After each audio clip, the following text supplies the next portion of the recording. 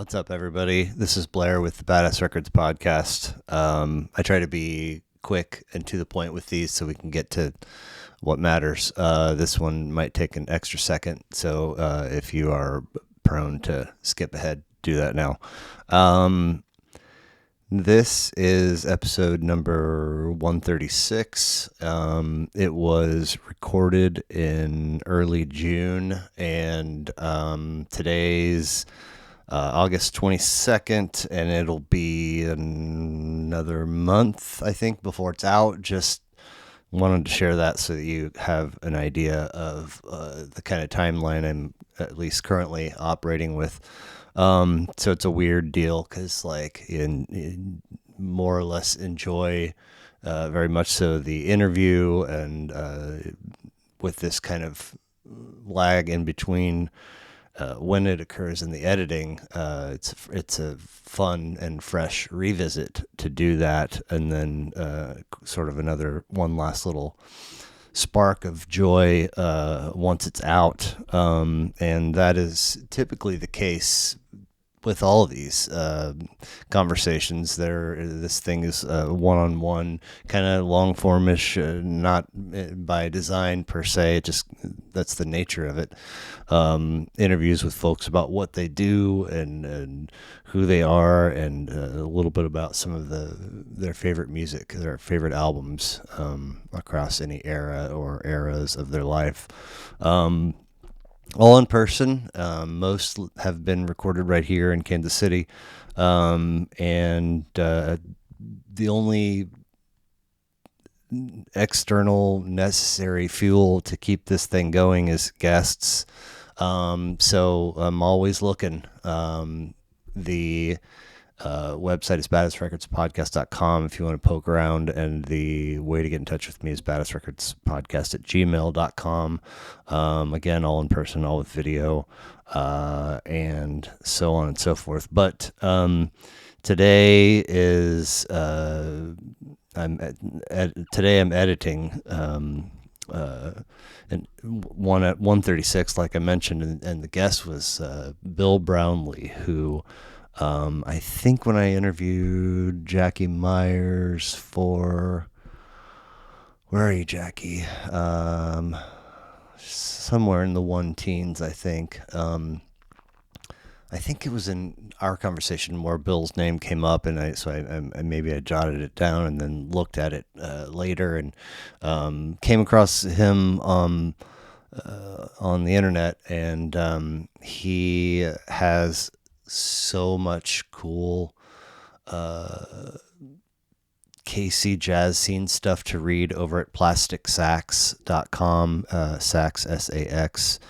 And he's also got a real handsome situation featuring reviews and other rad music tidbits at therestandstheglass.com.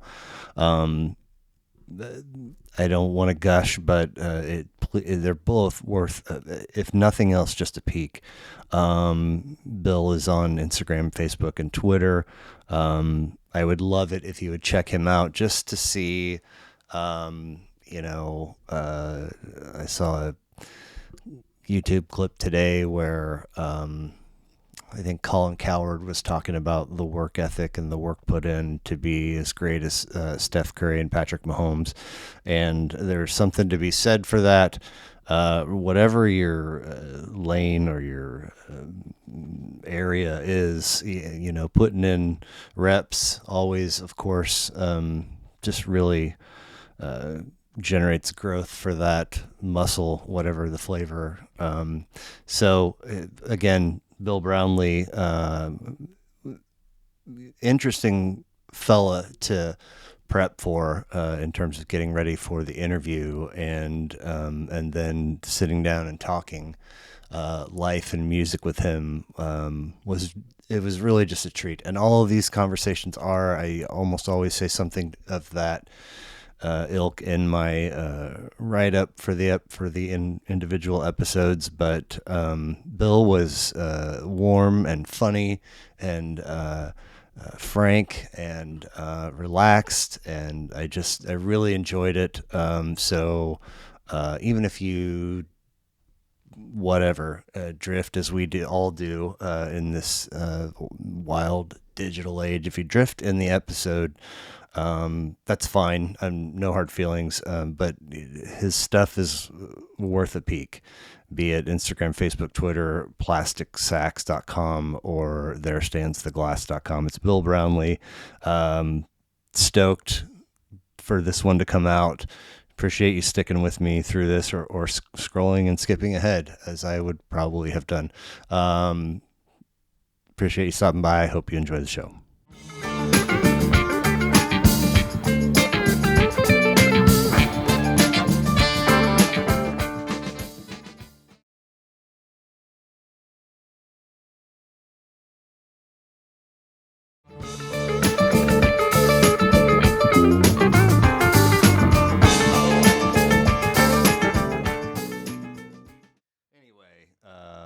So I think my numbers, thanks to Sid, are a little off because he came and did an episode, and it was great and good fun. And at some point in the conversation, the notion of his Too Much Rock single series came up as a thing that it was probably going by the wayside.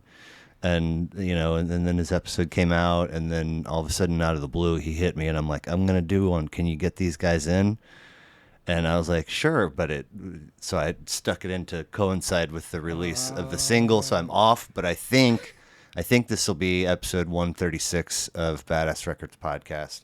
And Bill Brownlee, very nice to meet you. Thank you very much for sharing a little bit of your super valuable time with me, and I'm stoked that you're here. So glad to be here in your basement, and I haven't even looked to see where your monitors are. So that one's recording me, and then this one's recording you. So, assuming that they stay on and operating and in record mode, and that's not always been the case. That's where they are. All right, and you'll tell me if I am not. Yeah, just be comfy, and I'll try to adjust as needed. So let's see here. A blogger at There Stands the Glass, which is therestandstheglass.com. Live music, performance, and album reviews. You've got stuff at KCUR, the KC Star, Instagram, Facebook, Twitter, Muckrack, which is a relatively new one for me.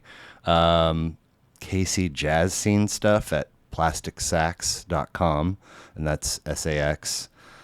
Features over at kbia.org, which is Columbia's NPR affiliate, correct? I have had a few NPR things on regional and national levels, Cool. But that's what that is. But my base for NPR would be KCUR in Kansas City. Okay. I, not so much super recently, but kind of recently, have spent a bit of time in Columbia, and at some point the nickname Como, I heard it spoken a bunch, and then one time I was checking into a hotel and there's a magazine. Do you subscribe to such a nickname? No, but for reasons we can get into as we chat, I've spent lots of time in Columbia. Okay, cool. So where I would like to start, and the order of my notes means nothing, so you jump in, cut me off, add stuff. There Stands the Glass. I'm curious about it and the origin story of the name. Sure. It's easy because knowing I'd be here and knowing you might ask that, I went back and looked. In 2005, I was in a career crossroads. The music industry business I had, perhaps my last one, was in a death spiral. And one of the things I did to distract and amuse myself was create, as tens of thousands of people were at that time, was an MP3 blog. And the rationale for mine was I had then as now an enormous music collection, Okay. physical media, albums and compact discs and so on. And I thought, all right, I'll take out of print obscurities from my collection, put up one MP3, and write about why it matters. And the visual to complement that would be the physical media, like the CD itself, with some kind of glass. Now, this is from the title being from the Webb Pierce song, There Stands the Glass, an old country classic from the 1950s. Okay. So there stands the glass. So the glass would be any kind of beverage and the compact disc, say, right there. And then a little essay about the MP3 that should someone care to download it, they could. And that was fun for a while. And so the MP3 is a track from that Right. album? Okay. Right. And back then, could you put that up and nobody's like, hey, you don't own that or whatever? I would usually contact the artist or the record label and say, hey, you don't have anything going with this. I wasn't putting up hits, I was putting up, odd things from my collection, right? I got a couple takedown notices. Interestingly, the guy who I'd get hit with these involved, very scary notifications on behalf of the rapper Drake. When Drake was coming out, I'd refer. Of course, I wasn't posting Drake MP3s, but I would, if it was a rapper, I'd say, maybe I'd say something like, recommended if you like Drake, Sure. that sort of thing. Yeah. And invariably, I'd get, emails, packages in the mail saying cease and desist, we're going after you. What? And I'm like, wow, come on. It was ridiculous. So From the Drake camp? from the Drake camp. Okay. Yeah. But way back then? Back, yeah, it was he was, he had his Toronto thing, Yeah. coming up, and it took. I got over that, but I held a grudge against Drake for a long time. I would too. You're like, look at me and look at you. Like, what's the? So your collection consists what media? All types, but over the years, Blair, I have, when needed or when I felt like the market was right, I've let go of a lot of vinyl. Anything that I had that was worth real money, I sold. Okay. For instance, mostly avant-garde jazz things on obscure labels like Sun Ra on Saturn, that sort of thing. If some guy is willing to give me $100 cash, Is there wait, if someone is willing to make you an offer? make me an offer, Yeah. got to watch myself. I Yes, hear you. yes, I would let those things go. And are you going? Is it just your knowledge, or are you going somewhere to determine value of? Like, is there a baseball card almanac version of? No, I was never that guy. Okay. I'm not a Discogs person or anything like that. People would know that, oh, Bill has this collection, and No kidding. and they'd email me or call me because I've always been a music obsessive, so I've been buying. I might have bought my first 45 at 6 or 7 years old. So Cool. Wow. yeah, and then being in the music industry too, it's easier to acquire quantity. Of course. So my LP collection's not that impressive now, but my CD collection, compact disc collection, is it takes up all of my unfinished basement. Dang. Yeah. Okay. So Now, are you vehicle-wise? Do you have a player in your car? Do you have a CD player? Or would you just, if you wanted to listen to one of your CDs, are you just streaming it from your phone? Or? I mean, I have fully embraced music streaming services just for convenience sake, of Yeah. course. And, any new music, I'm not going to run out and say, oh, I love the new Vijay Iyer album. I'm going to go buy it. I mean, I'd like to, but you just can't do that for everything. No. So, yeah, I'll stream everything I can. But to answer your question, I do have a CD player in my car. Cool. But more often than not, I am streaming through the Yeah. Bluetooth. Not always, and sometimes I don't ask for it, but I get advanced copies on CD of things. Cool. Unsolicited. Yeah. Because I really don't want them, but I will play those. Yeah.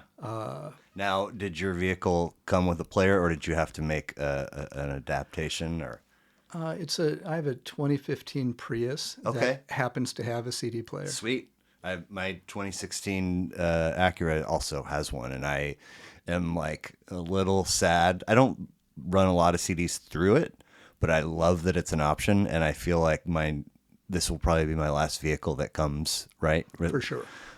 So any emotional baggage with having parted with portions of your collection, and is there an emotional thing attached to what do I do with what I still have? I don't miss anything I've sold. If I'm $100 is $100. That means more than a physical object. Free new records these days. Yeah. So, I don't know what I can't bring myself to part with all the compact discs I have, and I rue the day when either I die and my family, I just know they're going to throw them all in the trash, or if I have to move, I'm sure there's some things there that really are worth money, but Sure. I haven't the time or inclination to go through it. Yeah. I mean, it's a lot. I bet. Now, when you were doing this MP3 thing and you would reach out to the labels, what sort of percentage would you guess replied to you with cool or no? I mean, did you get ghosted a bunch, or how did that? Yeah, occasionally I'd get no response, but usually people are like, oh, thank you, we need the help, Oh, yeah. hey. So Funny how that works, Drake. Just kidding. He doesn't need the help anymore. no, but over the years, to get back to the point of this blog, it's become just a diary for me. Okay. I'll write. I bet every post now is in the first person, and it's just me. Let's see. Most recently, I went to see Earth, Wind, and Fire at the arena, and I'm like, oh, I forget what I wrote, but I felt obligated to put down a few words about that. They stole the show and weren't the headliner, I recall seeing. That's right. It was Lionel Richie that was the headliner, and Cringy. I called him cringy. Yeah. And he's one of those artists. I didn't articulate this in my tiny little essay, but I wonder, I told my wife, if there's any artist for whom I dislike so much of his output and conversely love some of his output, because man, those Commodore songs were so wonderful, and I love nothing more than R&B and soul. Let's say 65 to 1980, and I just so I had to go. I hadn't seen Earth, Wind, and Fire, I bet, in 15, 20 years. Okay. Did you roll solo? It was date night. Okay, cool. I go out alone most of the time, Blair. Fair.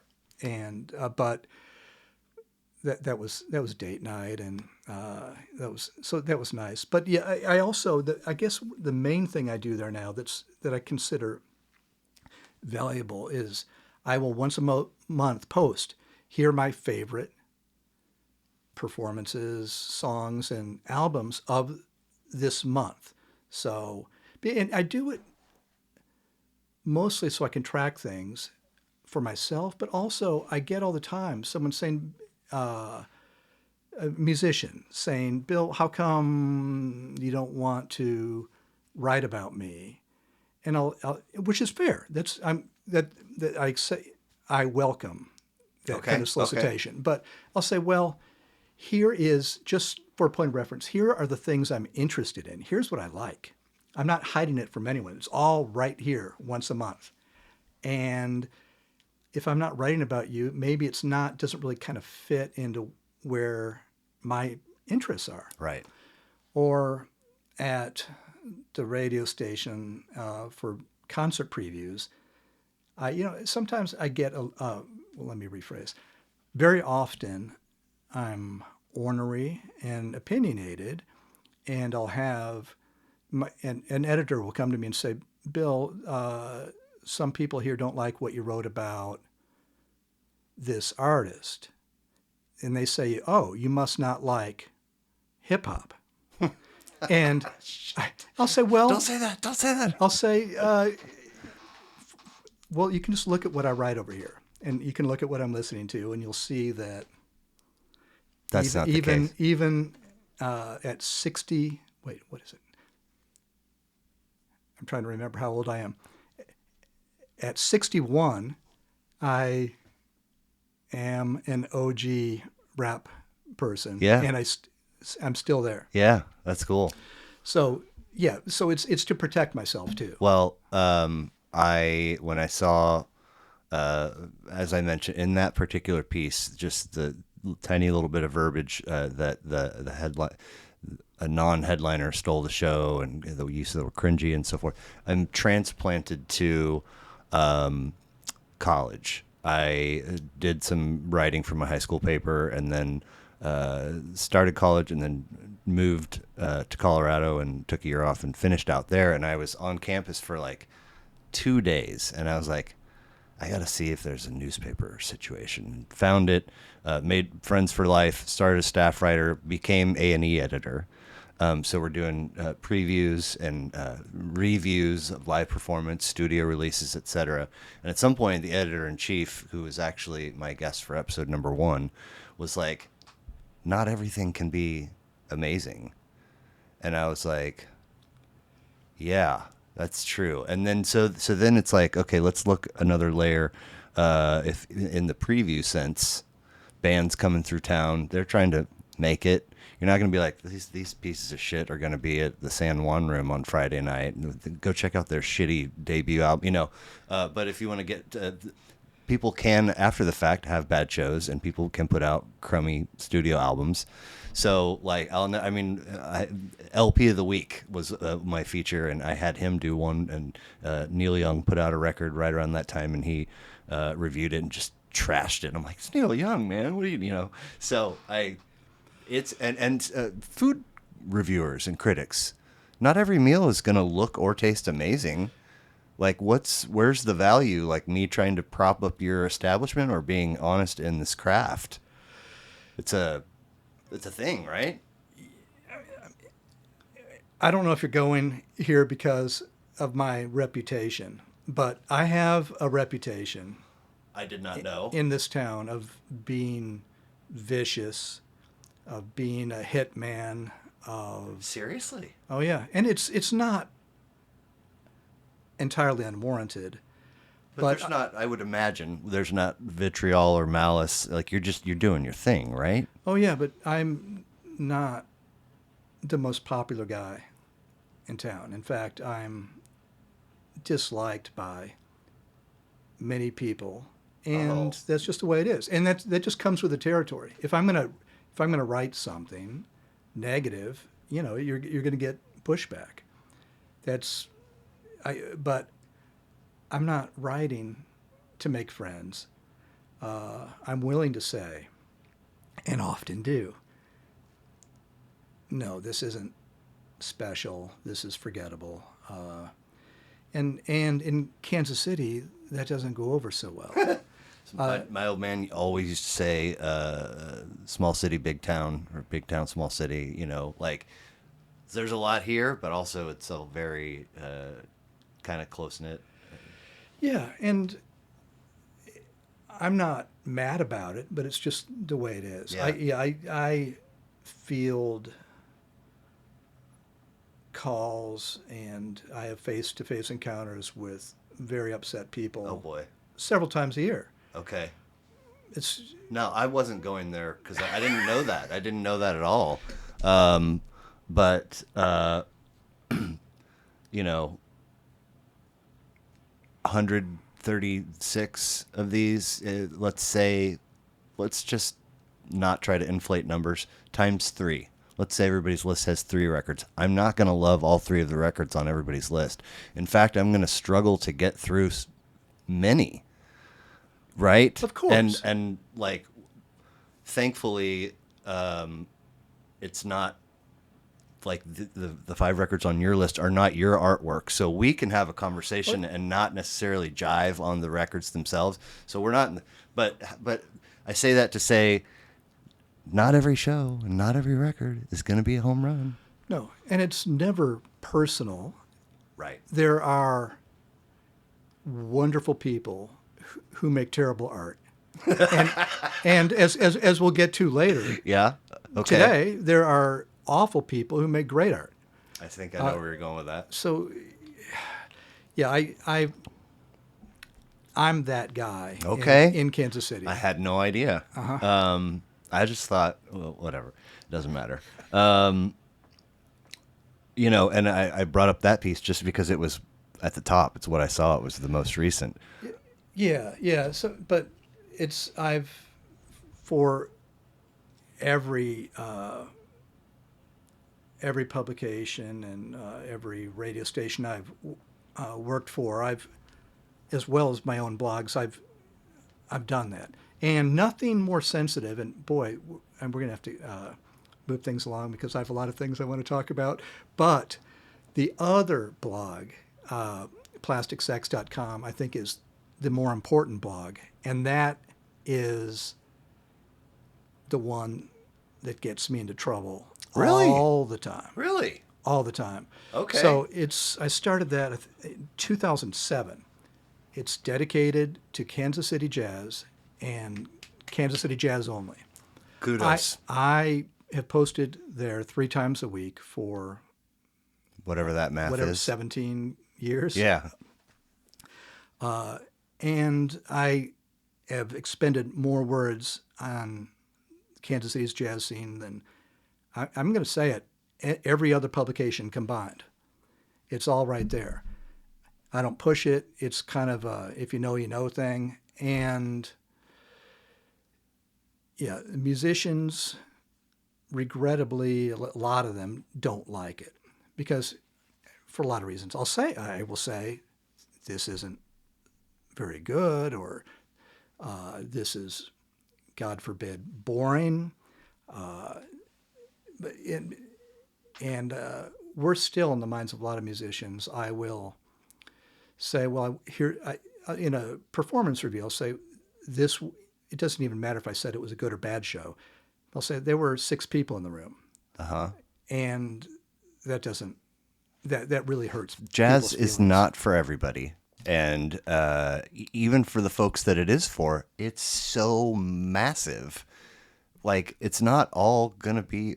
I'm just beating a dead horse here. Yeah. So, yeah. But I think it's important that to document that. And I guess part of that comes from, I wrote for the Kansas City Star for 15 years maybe. And that was, the first thing. Put it, if not in the lead, put it in the second graph, attendance. That was the rule, and that's a good rule. It is. So I it's in me, and it's not ever gonna go away. Well, so I think it was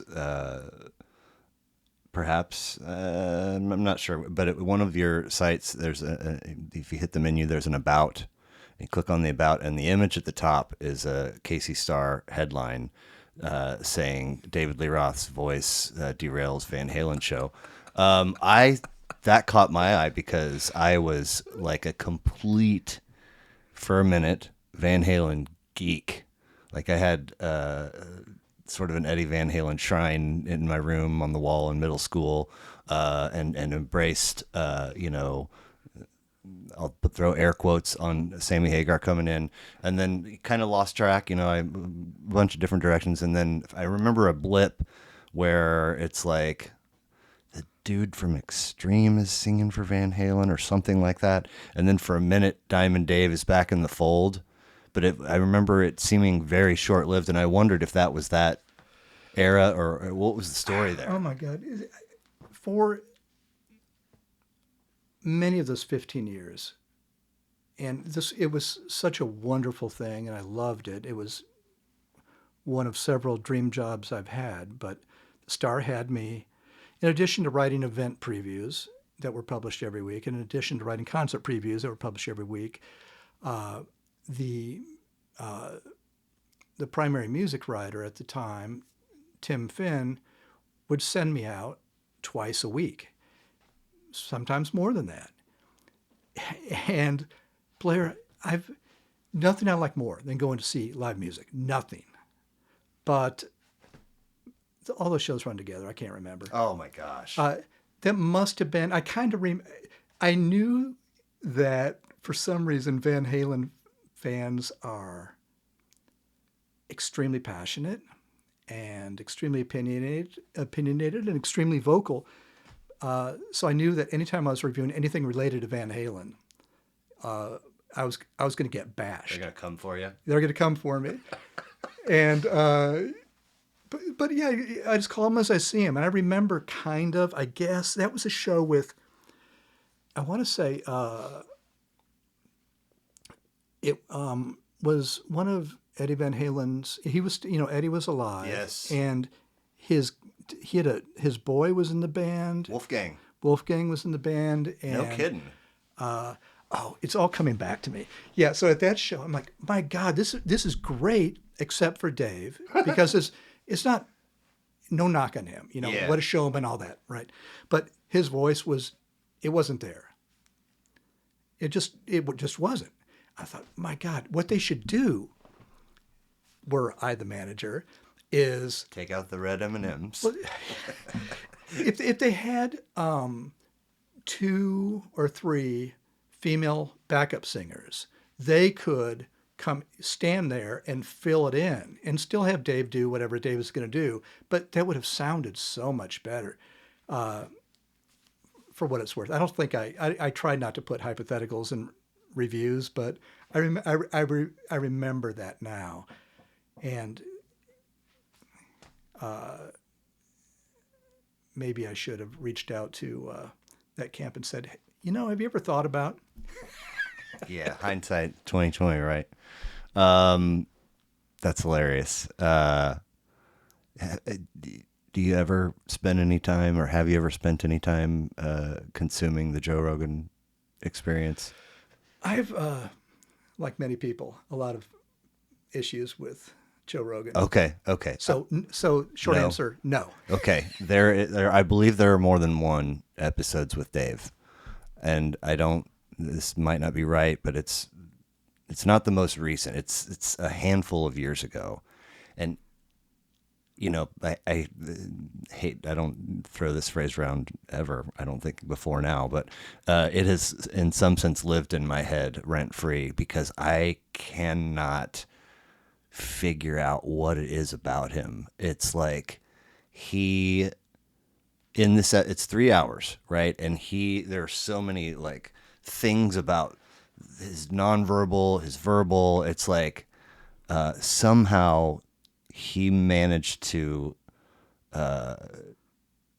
this is my uneducated guess, destroy like a perfect recipe's worth of brain cells via partying, but still have sharpness, intelligence. Like he's like aware of things that are current, but such an odd person to stare at, on the half of a table for 3 hours and just, anyway.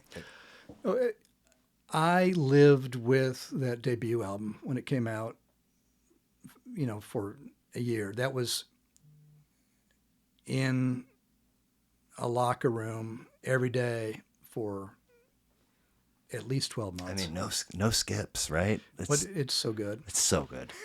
And people are like, Van Halen 2 and Fair Warning. I'm like, what? No, the first one, whatever. So Muckrack, how long has that been part of your fabric? I don't know what you're talking about, man. Are you serious? I'm serious.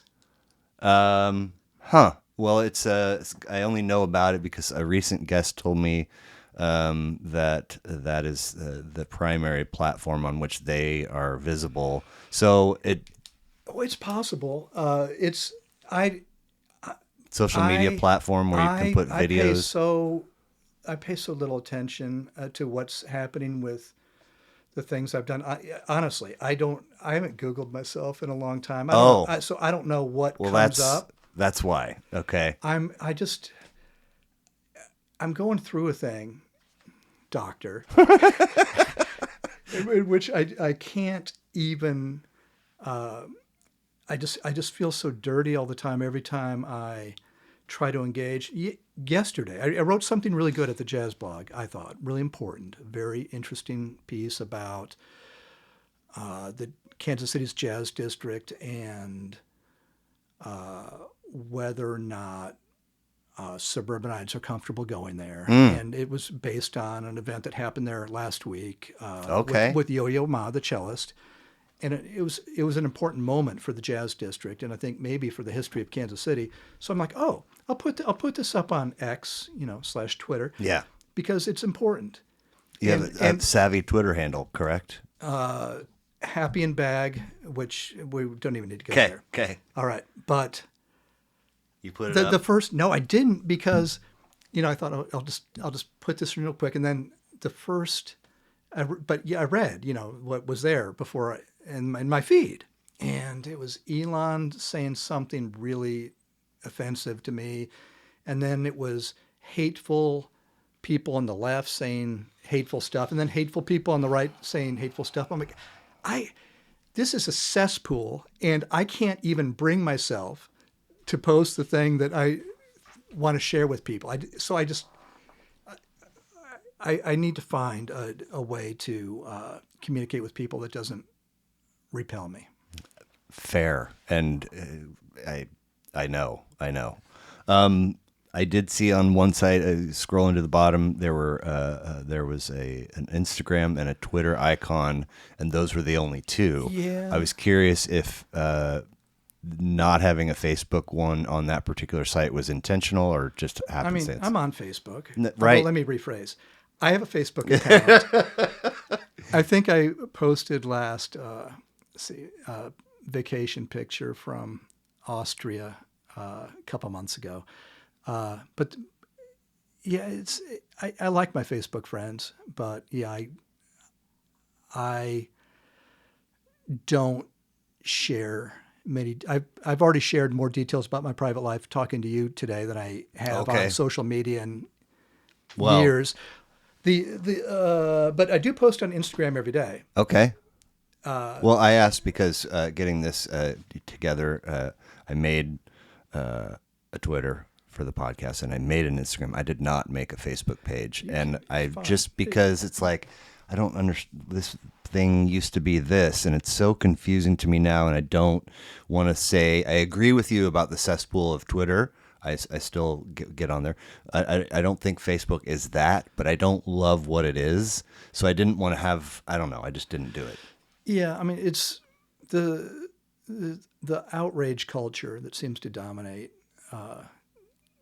isn't something I care to participate in Outrage and either. ads But and suggestions. I do post innocuous things on Instagram once a day. Okay. I'm a big reader, and I every book I when I finish a book I say I just read this book. Oh, I might have seen one where you're like, this is the 53rd book I've read this Yeah, year or something like that. yeah, that's about right. I was like, yo. It's become. I've always been a reader, but now that I know my time on Earth is, reaching its inevitable conclusion, I'm trying to leave with a head full of knowledge. Hey, cheers. That's amazing. I love that. Yeah. One bit of consistency that I seemed to take away from each of the spots that you have stuff in, and I should say first that I like, dream job, writer, like, next great American novel, et cetera, et cetera. So I love verbiage. I love language. I love clean. So yours has all of that, but it's also brevity appears to be. I mean, like 2 graphs, 3 graphs, and you're out. And so has that been a conscious? Well, if I'm not, this isn't no negative connotation intended, but if I'm not getting paid, I'm not going to, share more than 500 words almost ever. I'll just keep that to myself. Okay. For some, other bigger projects that I'm. Right back with the time and wanting to leave with a head full of, like, how are you spending your time, right? I mean, Yeah, if there's some of my jazz posts will run long. If it's something that's really important in my mind, I'll keep going. But no, man, it's I've become selfish that way. I mean, that word you mentioned, connotation, negative connotation, has it sort of dances in and around that camp, but I think there's good selfish too, right? Yeah, I know this will come as a shock to just two or three of your viewers because I know That's all there are. So I know the rest of your followers are extremely sophisticated, but the internet's not real life. man, praise to you. A minute ago, you made pray hands and closed your eyes and talked about the Star being a dream job and how fantastic it was. An iconic institution in my mind, heart, and soul. When I was very little, we had subscription to the Times and the Star. I left Kansas City in '93, was back in 2000. First thing I did, subscription to the Star. I'm getting goosebumps. I remember that first day when that paper came. And I was like, I am an adult. I don't have money to pay my bills, but this is, and it was like the heyday of Poznansky and Whitlock on the sports. And so many amazing writers that have gone on. They're still out there doing dozens. And I kept it until about 5 years ago. And I stayed in there, man, with the increases. And it got to the point where I was like, I literally have been justifying this. So I had to cut it.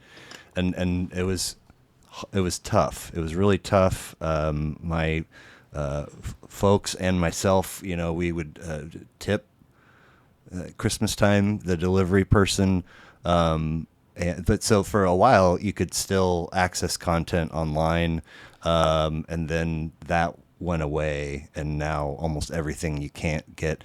And I get it. I know it's not the same industry by leaps and bounds, but thinking of your experience in the music world, your chops as a writer, all of the things, which is very few, that I know about you. I'm fascinated to think about your perspective on the Kansas City Star prior to that job, what shifts it might have had across those 15 years, and your perspective now. If you want to touch on any or all of that, I would love it. Yeah, I don't have anything unique to say. Clearly, today's Kansas City Star is just a remote echo of what it once was. Makes me very sad. Got a quivery lip just hearing those words. I still give them my money as a digital subscriber, and I get really happy when I click on it every morning. And just yesterday, there was an article that was important to me. It was like, this is what I want. And then I became so depressed because that was yesterday's article was the first time in some time that I was getting what I wanted out of it. Most of it's just not even oriented to me anymore, and I know the people who are still there are, so beleaguered and so beset, and I don't envy them at all. But yeah, they just haven't found a way to turn it around. One of the work, the one of the thing was already done, right? So my pain in making that decision had already happened, but I really was hurt. So whatever it was in 2000, $20 a month or $30, when it crossed into triple, I was like, yo. And so and somebody was like, what if we offer you $49.99? I was like, are you fucking kidding me? You have the flexibility to half this? Like, you have no, like, Yeah, and I don't I don't have anything to say about that, but I hear that all the time. Okay. I'm not alone. All right, fair. But wow, I, had them pedestaled probably for nostalgic reasons, when people are like, print industry is dying. I'm like, the star will always survive. And then one day I was like, maybe they won't. So, are you born and raised here? Let's see. I was born in Elgin, Illinois in 1963. Okay. And for the first 10 years of my life, I lived with my parents in the Chicago area. Okay. Moved to the Kansas City area in 1973. Okay. Siblings? Younger sister. Cool. Do you happen to know how mom and dad met? They were students at the University of Kansas in Lawrence in the 1950s. Cool. So you mentioned a little bit ago that you think you might have purchased your first 45 at age 6. That leads me to believe that mom and dad were putting on music to listen to in the home. My dad loved music. Okay. And specifically, he loved country music. Okay. I grew up on country music. All right. Nothing but. And country music was playing when he wasn't working. It was playing real loud in the house and the car. And I loved it too. Cool. My first memories really were hearing Johnny Cash, Ray Price, Merle Haggard, that sort of stuff in the car. It was always smoky because my dad chain smoked Lucky Strike unfiltered. Oh, wow. Yeah. Okay. Yeah, he's not with us anymore. Right. Yeah. Right. I mean, my dad he was Merit Light soft pack, and he would crack it about that much. And so I know that, but a Merit Light is not an unfiltered Lucky Strike by any stretch. Yeah, it was rough. But so he was a genius, an amazing man. He was a great man, but he was extremely difficult as well. So one of the things maybe the only thing we could bond over was country music. And when the outlaw thing started to happen with, Waylon and Willie and Chris Christopherson and David Allen Coe and all that stuff, he was all in on that. And that was the lifestyle he led anyway. So it's like finally, the life he'd been living was suddenly there was a music for it.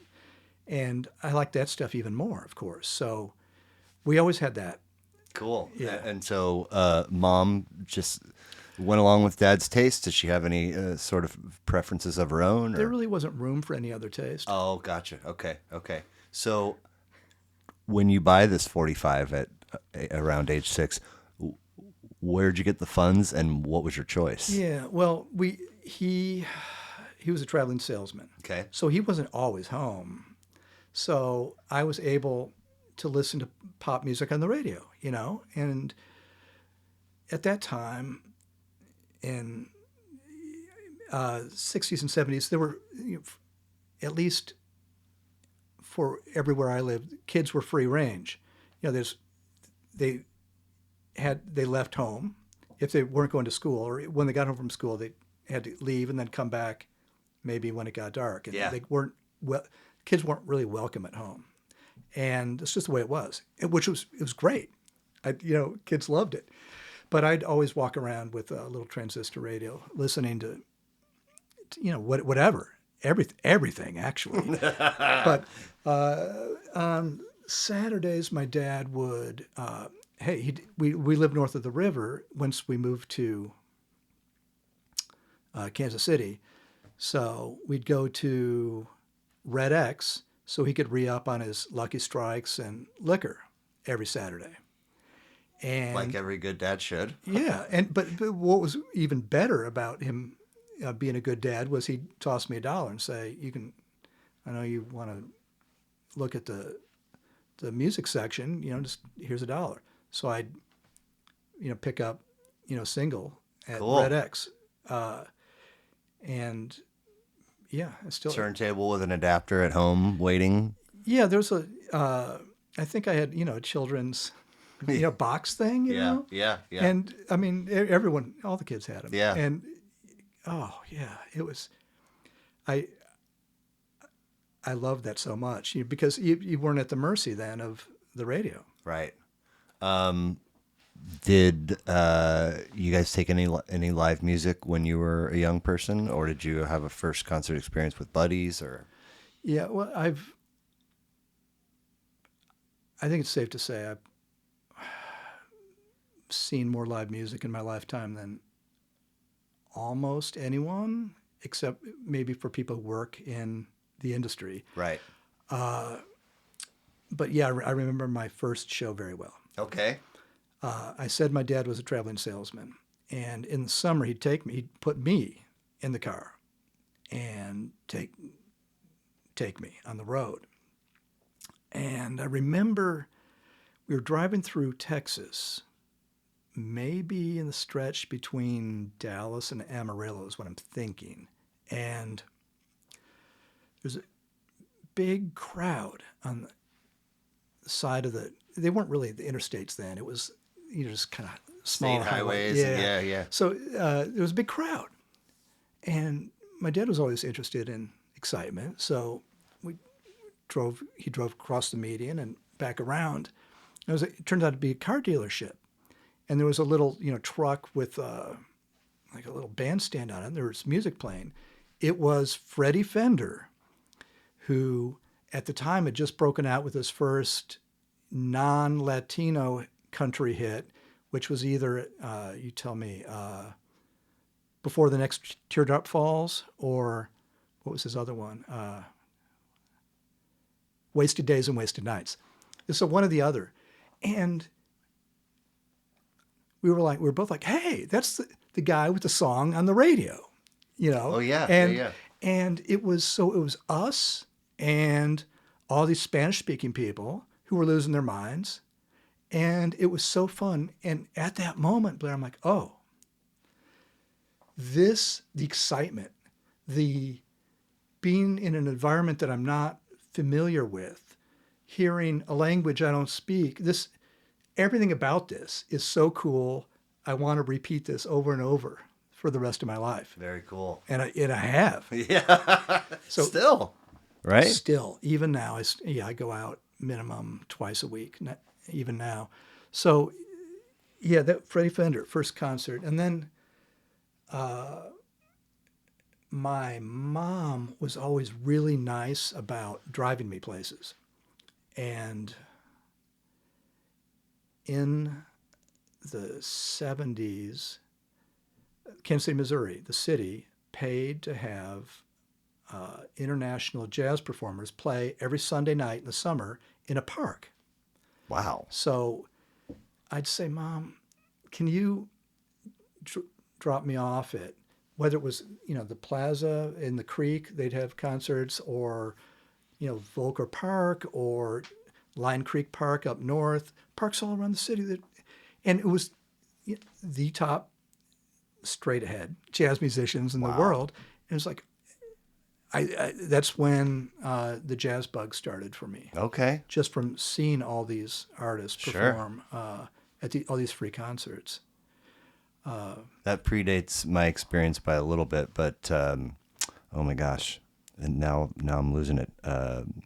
Spirit Fest, Yeah, yeah. and there've been other iterations of free concerts in the park in Kansas City, and like, what do we need to do to revive that? Right? I mean,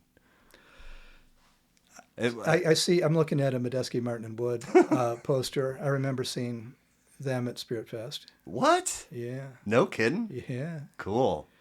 Wow. I must have been gone by then, or actually, I was probably gone and not aware of them yet. But yeah. It was. God, I can't. The I can't remember the other bands in that bill, but I remember the stage. It wasn't the main stage; it was a side stage. sure, But yeah, that was good. yeah. That was fun. A little bit ago, you mentioned this spiraling death of a career, and I remember seeing on one of your sites that being a music journalist was a second career of sorts. Can you tell me a little bit about the arc of that first career and how you landed at this one? Yeah, first, my first dream career really was the dream because there was money involved. You know, I am so grateful for my jobs at the Kansas City Star and at KCUR, but that's not money. Uh, I at one time actually made money, and that was in the music industry. I'll tell you quickly what happened. And I graduated from college in 1985, Where'd you go? not going there. Okay. And I kicked around for a year, not knowing what I really wanted to do.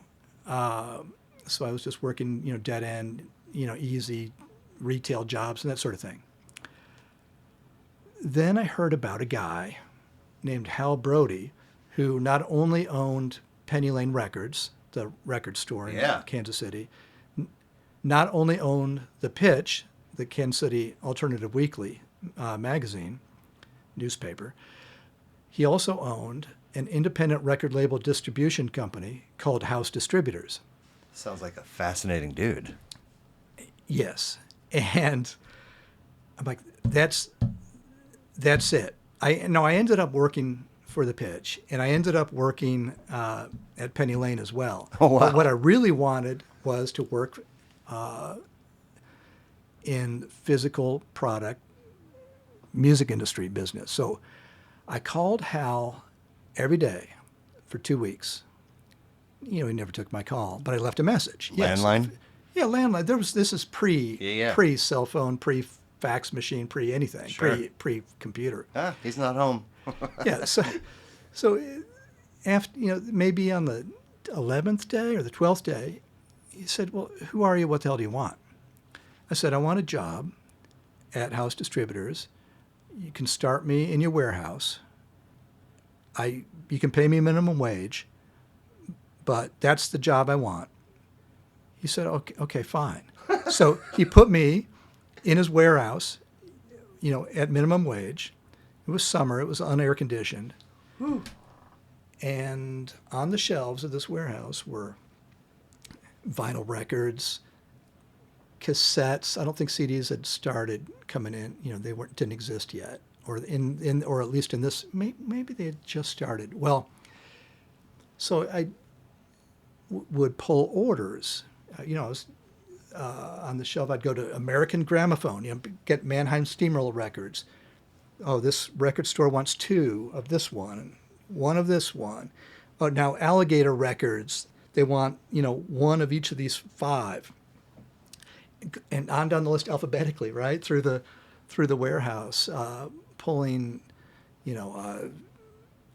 all these, well, some legendary independent record labels, And then, lots of other, little ones that have no one remembers now.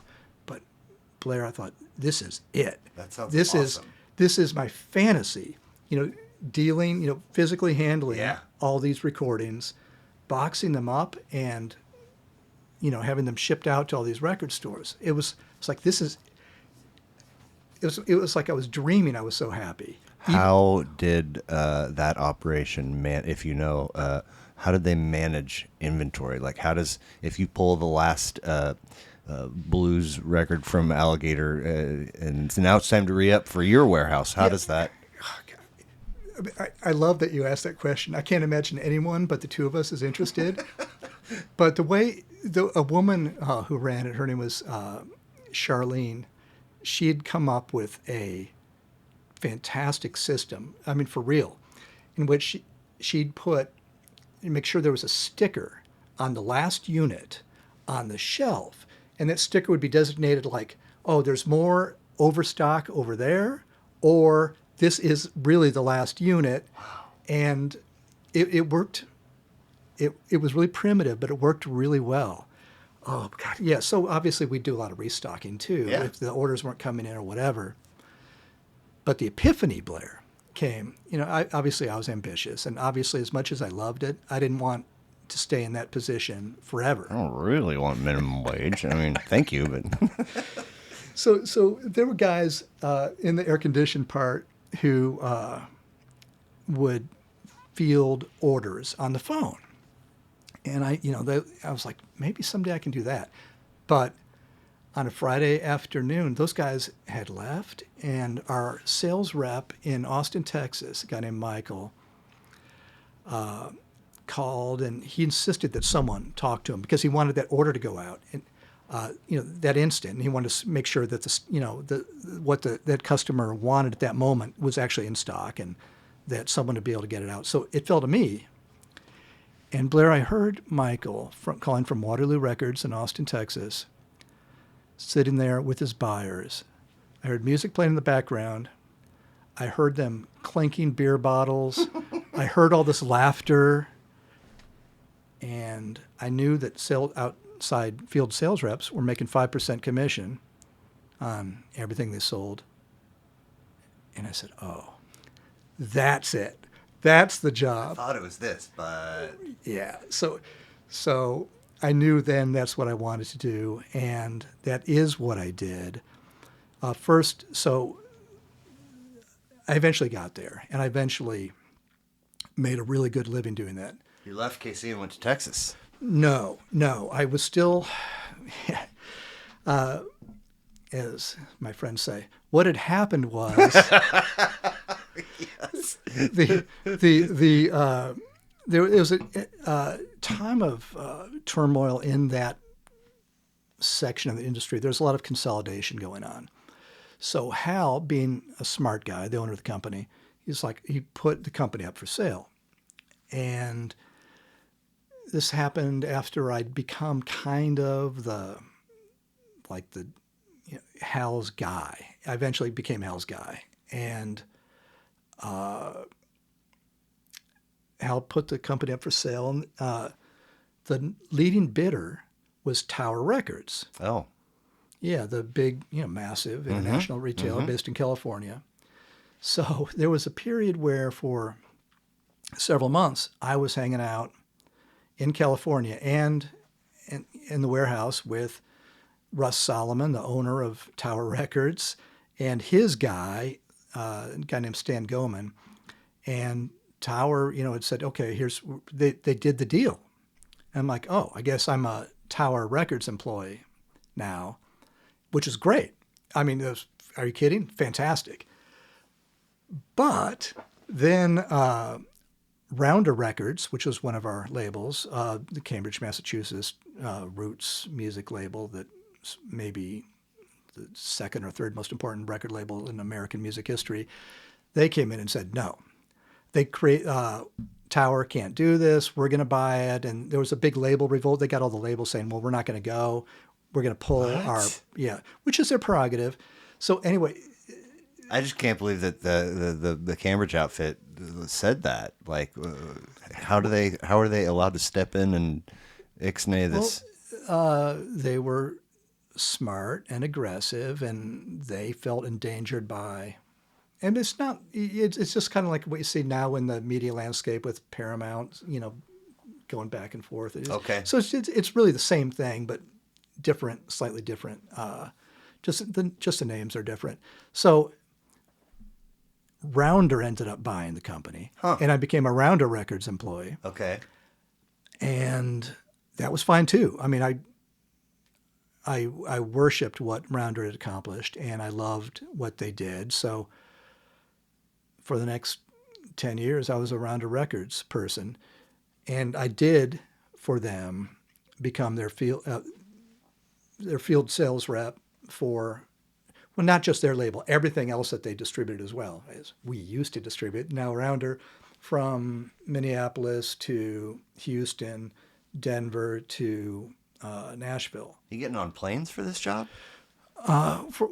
This didn't happen all at once, but my territory gradually expanded Okay. as I proved my worth Yeah. and showed what I could do. Yeah. And eventually, and this was the worst part, I became a regional manager with salespeople under me. That was terrible. Oh. But I always kept, not that I had a choice because I was told I was going to keep it, my big account, which was Walmart. Oh wow. Yeah. Okay. So the money came. I mean, of course, we had every kind of music, indie rock, roots music, classical, new age, whatever, everything. But my claim to fame was at Walmart. When I saw what was going to happen in the mid 90s, early 90s, I started talking to them about creating a bluegrass section for all of Rounder's bluegrass music. And we did a big push we created, Walmart exclusives and so on. Yeah. And this was all a build up to, I guess we can get to it later, the third album on my list. Okay. Yeah. Which did extraordinarily well and made everyone Walmart really happy. customers buying bluegrass. And is it weird that in 2024 I find that? I mean, I know this didn't happen in 2024, but do you think folks that should shop at Walmart today are a lot of bluegrass fans? Well, maybe it depends on the location, doesn't it? Absolutely. You know, Good point. so in Virginia, yes. In Another good point. Orlando, Florida, maybe not. But I know for a fact they did because that's why my house is paid for. Yes, that's all I'm looking for. Somebody please pay for this thing. Yeah, so that was a great career, and I loved it. It was working alongside my heroes. Like these record label founders are, did such a service for culture in the United States and the world. A lot of them are musician-owned labels, and just so as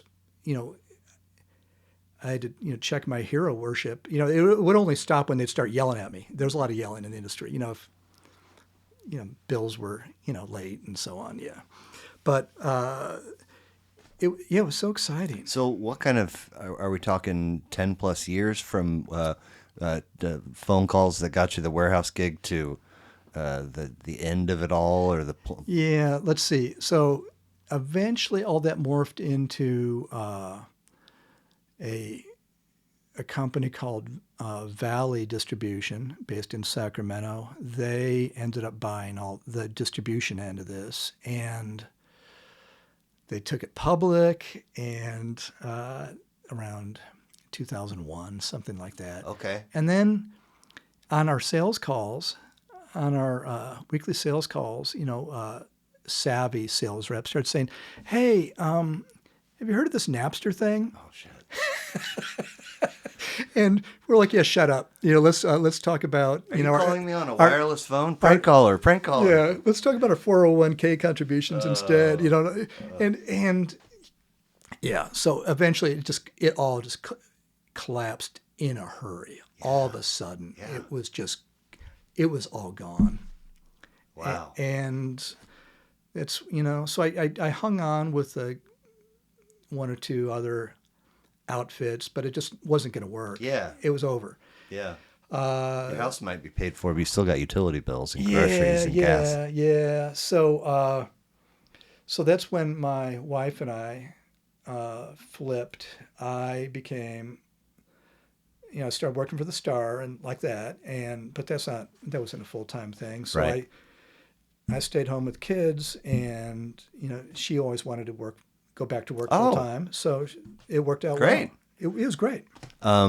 So this second career gets underway. I got to believe you already had writing chops. Where did those come from? I'm just a nerd, I forget if we were still, it was part of the recording. I was a reader, Okay. And I think, so when the Star saw like some of the things I was writing on my first blog, they're like, oh, this guy. What year did the first blog launch? 2005. 5. Okay. So they're like, yeah, okay, he can do this. And then Tim, who is a dear friend and just wonderful person, saw also a chance that if he didn't want to go to Rockfest, and see Send Brownlee to that Disturbed, yeah. And I'm like, hell yeah, I'll take it. Yeah, I'll love take it, love it. It's the warehouse version, right? Yeah.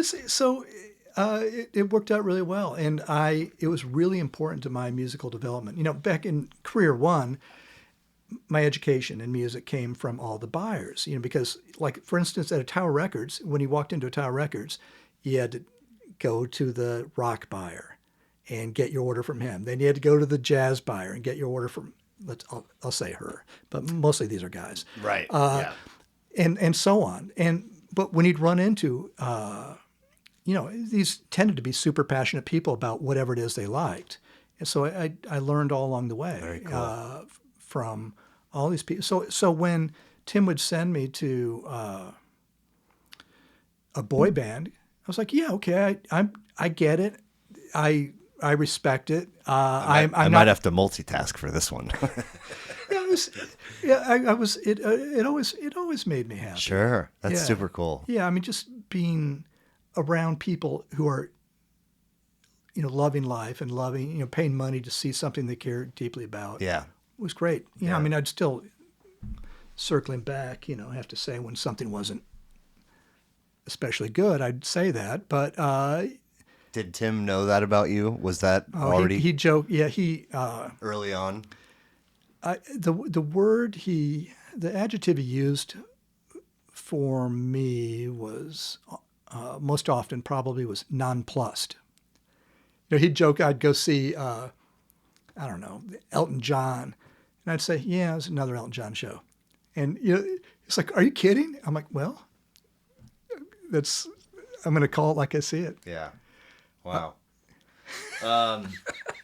Well, thank you again for being here. I really appreciate it. I really appreciate you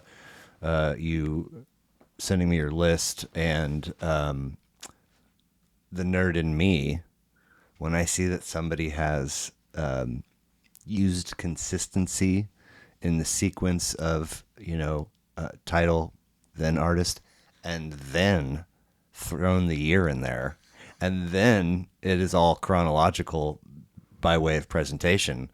I'm like, that's my kind of people right there. So thank you for that. I have to apologize in advance that my toner, I think my color toner needs to be changed, and I didn't catch it in time. But we will start in 1974 with Fulfillingness's first finale. Stevie Wonder, 17 of 26 for him, 10 tracks, 42 minutes. I love firsts, especially as we continue to get deeper into the podcast. And would you believe it took us 136 episodes to have a Stevie Wonder record featured? I personally am going to cancel all your previous guests. Okay. Nerd to nerd, do you have an opinion on apostrophe use for words that end in S, like fulfillingness? Do you think it... I don't use the extra S. Okay, me either. Me either. And I didn't forever until one day I was like, am I doing it wrong? And I reached out to my two newspaper, and they're like, no S. I'm like, okay, cool. Yeah, so I chose Blair. It's impossible to choose 5 records. I know. So my parameters weren't the ones you gave me, and I apologize. Are these the 5 records I think are best? No. But these are the 5 albums that help define who I am. These are the albums that maybe meant the most to me in my life. So had to get that out of the way. All right. I got to jump in.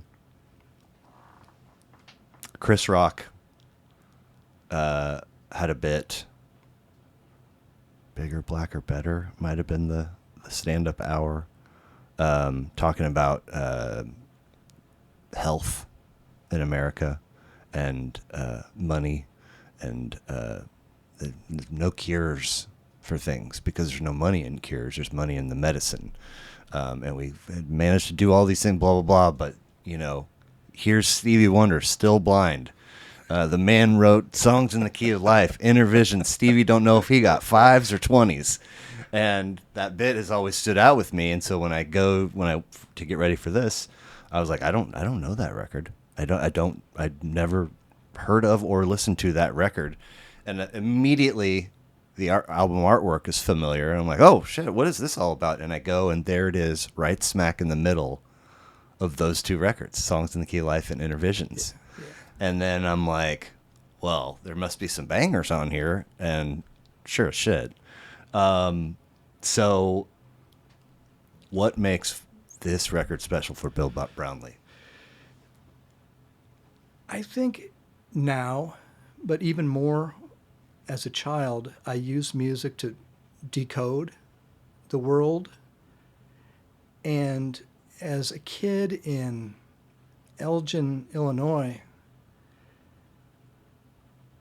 my worldview was relatively limited. I had a nice home and all that, but I only knew what my parents provided to me.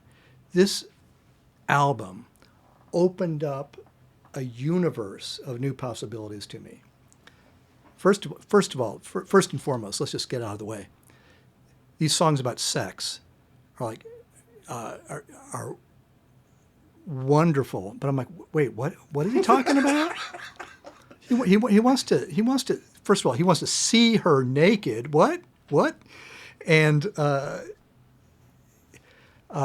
then there are these songs that address God in ways I hadn't considered, and that opened up new possibilities to me. And in fact, the first 4 records on my list all have songs about both God and sex, which is, I think, a requirement for me on every album. Fair. Noted.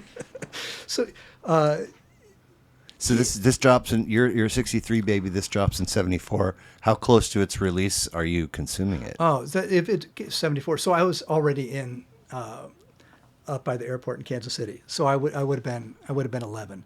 I bought it new. Wow. Yeah. And that's wild. I remember the way the texture of the album is it was kind of a coarse cardboard, and intentionally, it was so you could actually feel it. You wanted to touch it. It had, I'm pretty sure it had some kind of perfume or cologne in each thing, so it had a certain smell. Maybe it could have been the ink, but I remember the way it smelled. That, even for a long-time cassette holdout, get that thing open, and especially not the old song listing on the spine and then blank on the inside, but some of the full, like, there was smells, man, Yeah, and yeah, all of it. yeah. I love it. That's important. Yeah.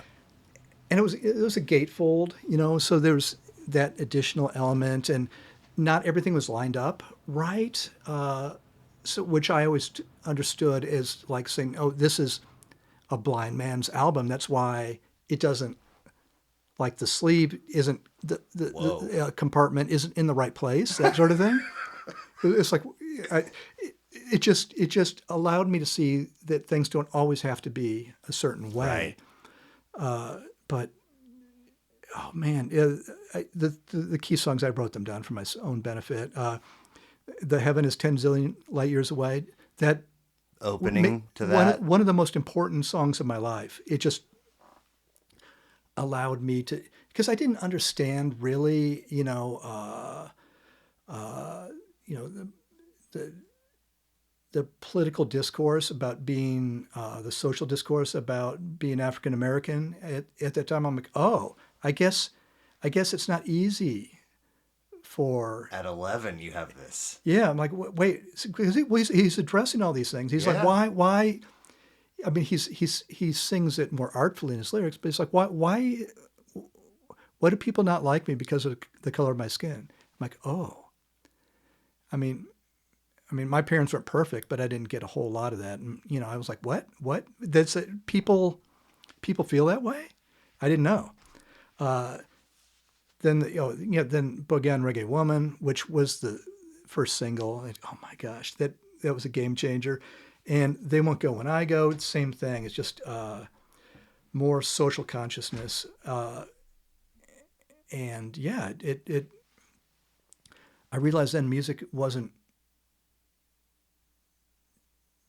merely to entertain me, but also Right. to educate me. Yeah. Oh, okay. Cool. Um, I don't want to. I try not to unleash all of my nerd layers to perfect strangers, but I'm gonna give you one here.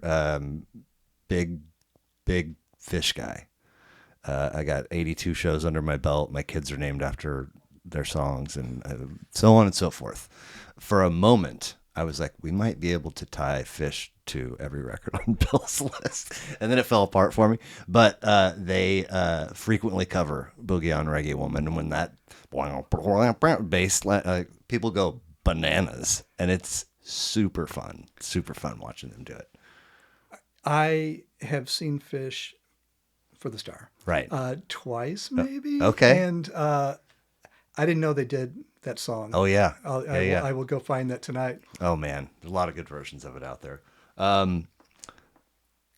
Just looking at Stevie's discography, I'm like, where, and I realized, I always knew that I Just Called to Say I Love You was how he lands on my radar.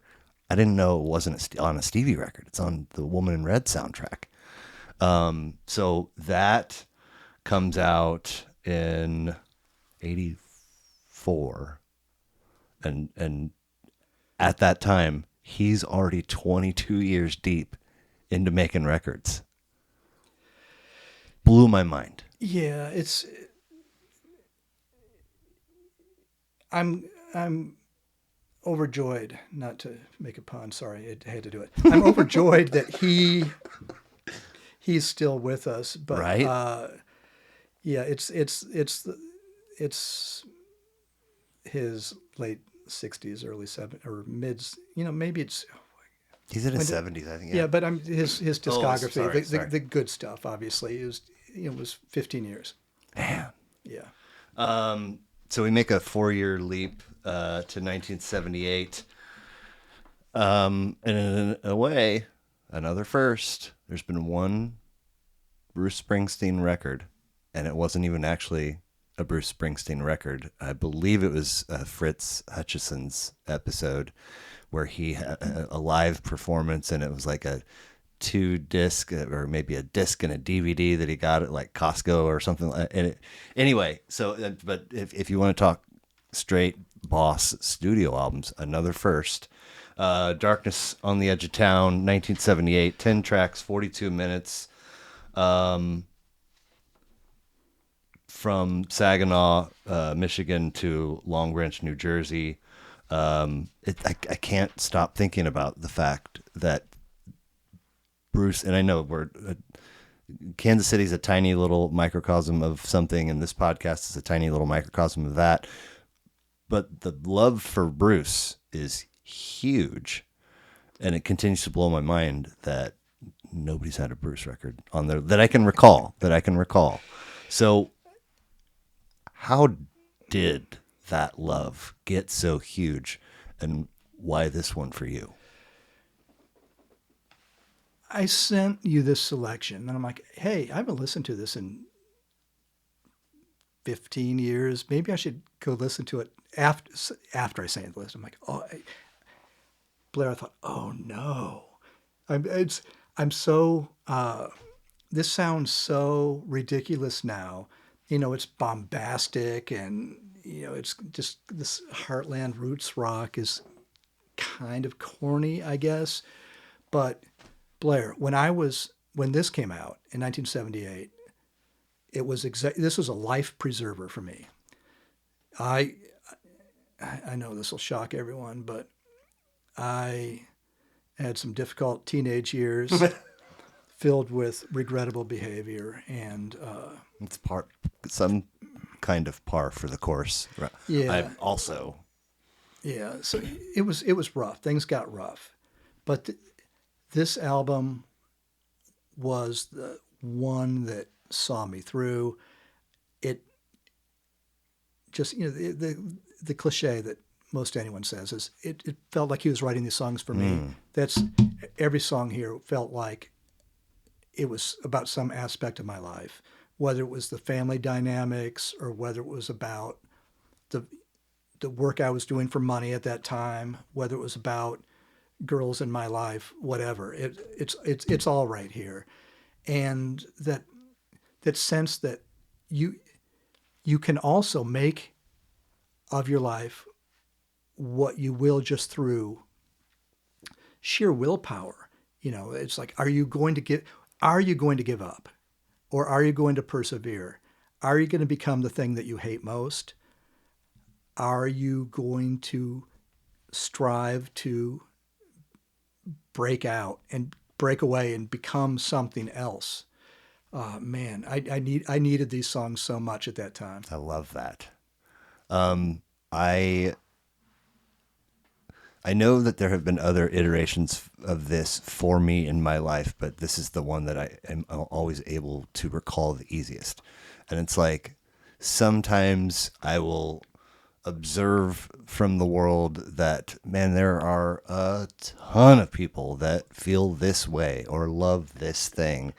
And for whatever reason, I'm on the outside looking into that bubble. And sometimes I'll be like, you know what? I'm joining. This is the day. So I, in 2007, I launched my first blog thing, and it was with my two editor newspaper college buddies, and we were making a little bit of money and so on and so forth. The three of us are writing, and I'm managing it. And so we've got a schedule, and we're getting paid, and I'm writing them checks and putting checks in envelopes with stamps, and eventually the joy chore thing it fizzled for them, and that was rough, but I got it. So I was like, oh, I'm just gonna now it's my thing, and so I did a Bob Dylan project where I ranked all of the studio albums, and I made it a 3-parter and had a preview and a post wrap, and and at some point in that project, I decided that 2 front to back listens of a record earn you an opinion. A third gives you the right to share that opinion. So if we've only listened to one record, a record one time through, there's not even enough, meat on the bone for you to have an opinion. Anyway, so I've loved that perspective. And one day I was like, today is the day I become a Bruce Springsteen fan. So with that, I got to start, with the young, innocent E Street Shuffle. And boy, tough sledding to get 3 listens, through to move on. And I think I made it to the 3rd record and I ran out of steam and I was like, I just don't think it's in the cards for me. And this was the next one. And I put it on for this and first song, I was like, oh, this is kind of like this a little bit. And then to track 2, 3, 4, I'm like, damn, this is I could take the Prove It All Night, deep late in I've heard that one. I lived way too long in classic rock FM radio land, and always thought that I was just growing my wisdom and knowledge and power, and it really ended up meaning a lot of burnout for a lot of artists, for me personally. But what a good record. I was like, oh. Yeah, it's one of those albums too that, just like the Stevie, actually, this is what it looks like it sounds. It's like, yeah, that's it. The guy in the T-shirt with the scruffy hair, and he's just a scrawny dude, and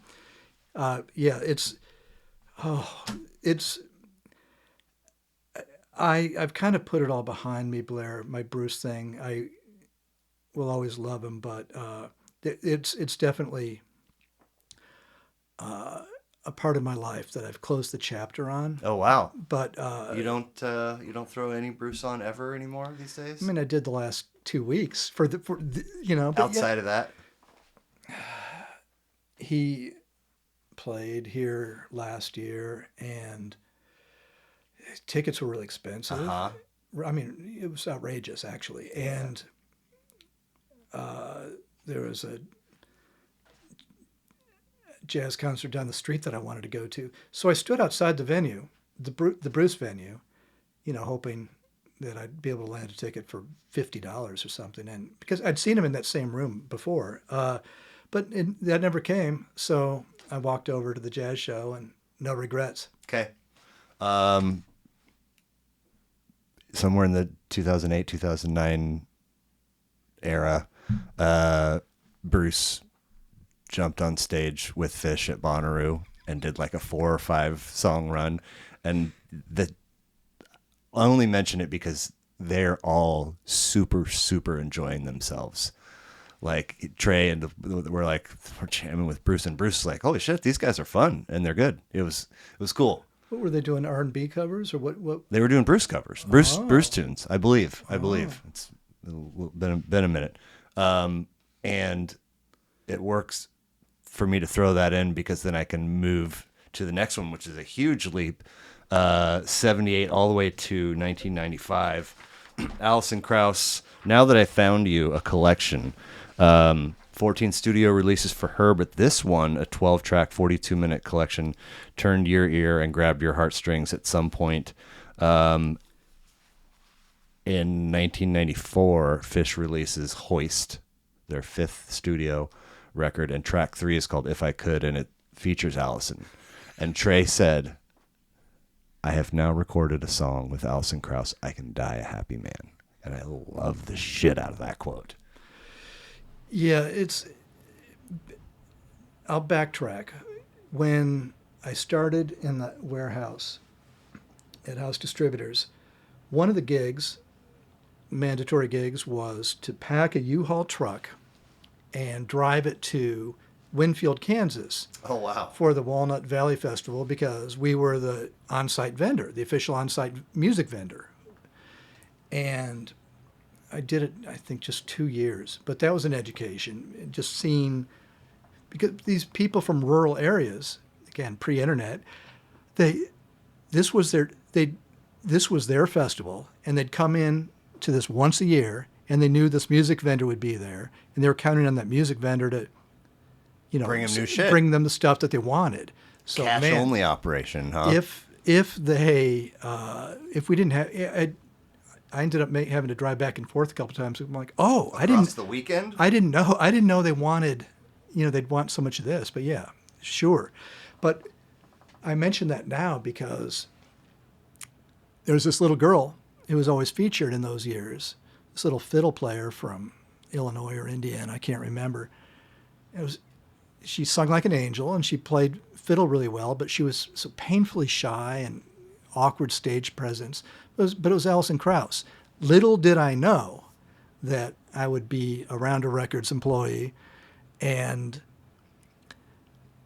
eventually this album was this was the thing for me. This was the one that paid the mortgage and my house. Oh, I with the repped this Walmart record. situation. This was my album.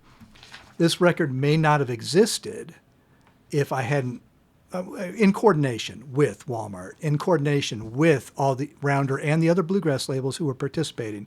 We're like, okay, let's get her to do a radio song, because radio was, it was like, this was just a dream for something like this. That was impossible, except for specialty shows, of course.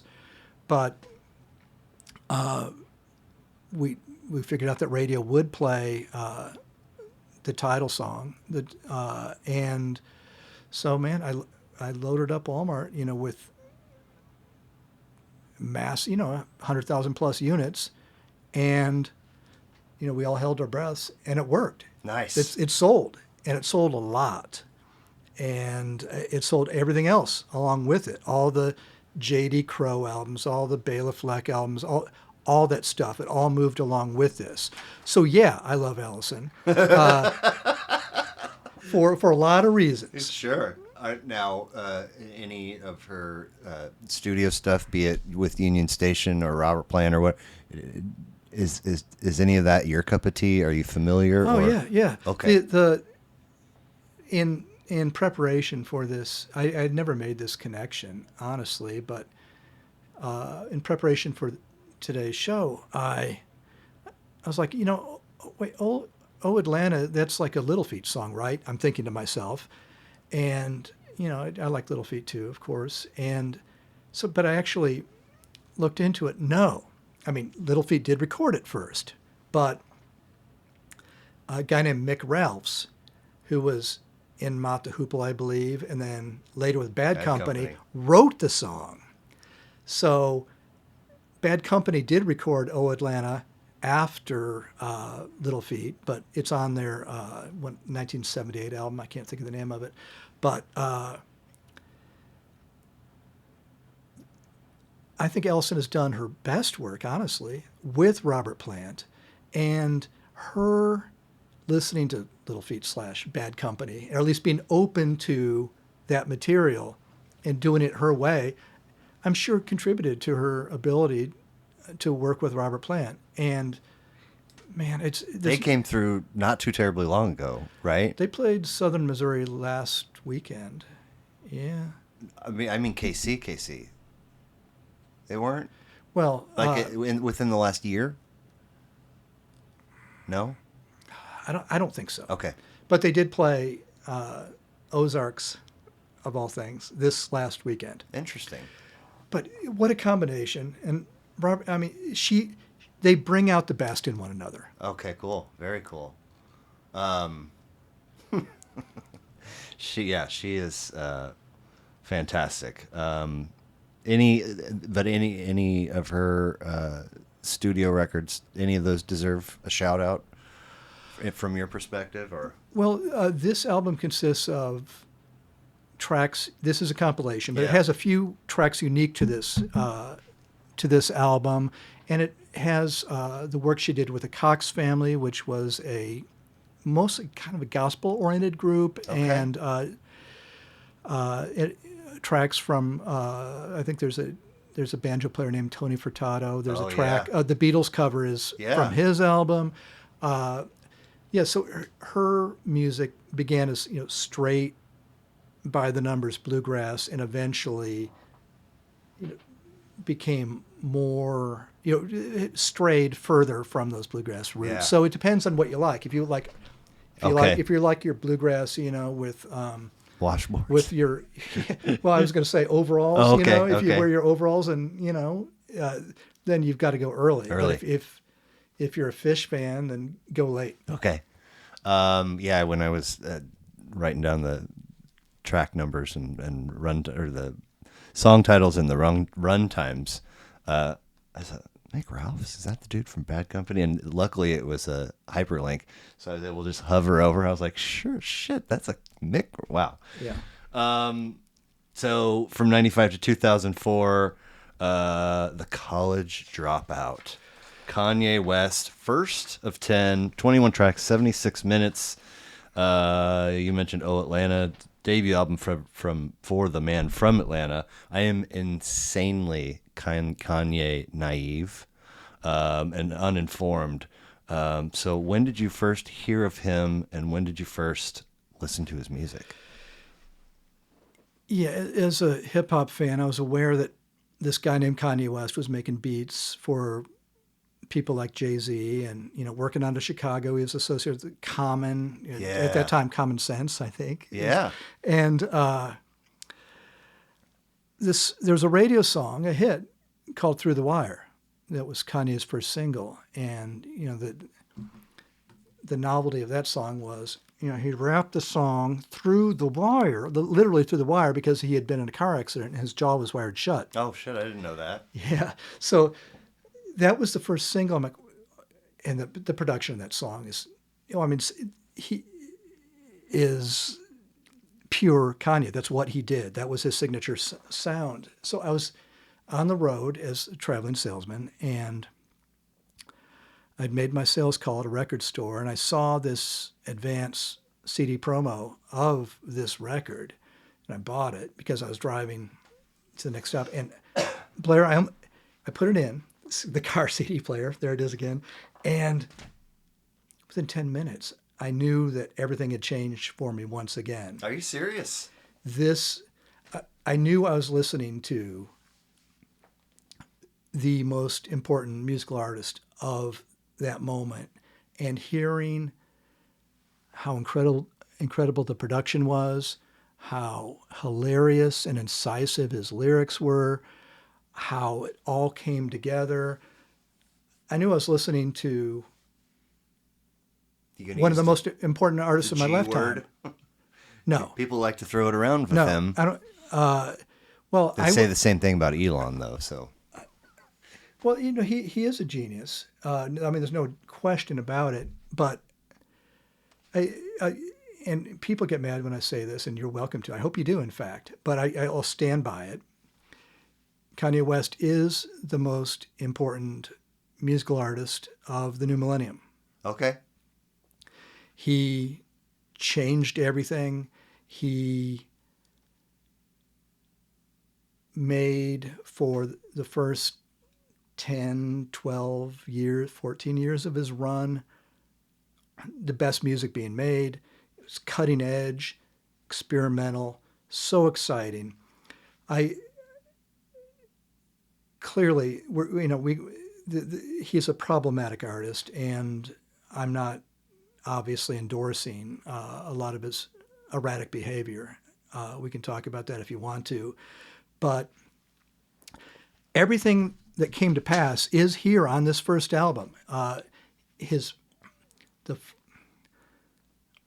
so-called flaws in his personality, the problems he has containing his id, it's all here. Everything that was to come is all debut. It's all there. Wow. The excess, all of that. There's some things here that that aren't as good as the other things, but one of the best debut albums of all time, and one of the most important debut albums of all time. He's so smart, so funny. There are songs here that I think that there are 3 songs here that I think are, you could make a case. These are the 3 best songs of the last 20 years. Whoa. Wow. So you first hear of him, he's making beats, and then that single has great production, and then this record, within 10 minutes, you're admiring the production. Those things are connected, right? Like, is he doing the producing himself in addition to recording? He's doing everything here that, it's my understanding, that isn't, aside from the guest features, which are irrelevant, honestly. I think it's a pretty impressive list. I mean, I love Common. I'm not a huge Common fan, but I know two Common records well. I think for those two particular records, he had. I always forget, and it's a shame on me for that. One of the best scratch artists of all time is on anyway. So if you feature Common, you're automatically important to me. Yeah, well, Kanye is one of the things. One of the reasons Common was great and broke out was because Kanye provided us sound to Common. I think Common beat. I'd have to look. Common's first two records are like 93, 94, Yeah, right? yeah, yeah. So, I think we'd have to go back and look at the credits, but I think Kanye probably contributed to those. You might be right about that, actually. But I, for me personally, it's it's like I said, 14 years of Kanye were provided me such tremendous joy and excitement. It was, and this is me as an adult, not as a kid anymore, going, oh, this guy's changing everything. And the way he went on to change the sound of popular music, uh, even it, you talked about getting goosebumps earlier. It gives me goosebumps now just thinking about what he was able to do. Wow. Wow. Okay. That's awesome.